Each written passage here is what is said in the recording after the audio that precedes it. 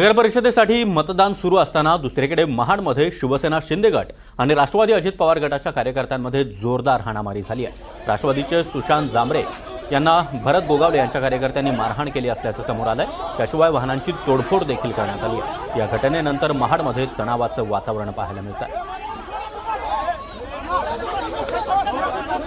तर हे दृश्य आपण पाहतो आहोत। महाडमध्ये हा मोठा राडा झालेला आहे। सुशांत जांभरे यांच्या वाहनांची तोडफोड देखील करण्यात आलेली आहे। त्याचबरोबर त्यांना मारहाण देखील करण्यात आल्याची माहिती आता समोर येते आहे। रिव्हॉल्वर विकास गोगावलेवरती कशासाठी उभारण्यात आली?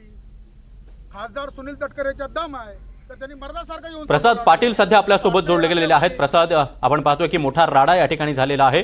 गोगावलेंच्या कार्यकर्त्यांनी जांभरे यांना मारहाण केल्याची माहिती समोर येते।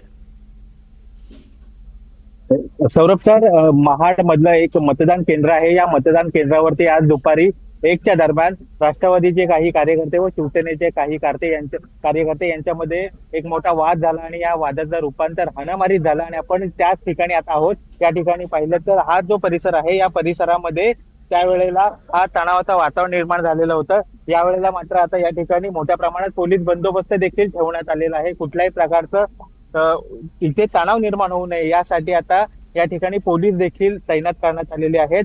महाडमध्ये हे जो काही प्रकार घडला या संदर्भात विकास गोगावले यांनी ज्यावेळेला माध्यमांशी चर्चा केली त्यावेळेला त्यांनी माझ्यावरती रिव्हॉल्वर रोखला असा आरोप सुशांत जांभरे यांच्यावर केला। सुशांत जांभरे हे युवक राष्ट्रवादीचे उपाध्यक्ष आहेत आणि त्यांच्यावरतीही हाणामारी झाल्याचे आरोप यावेळेला ज्या राष्ट्रवादीच्या नेत्या स्नेहल जगताप आहेत यांनी सुद्धा केलेले आहेत।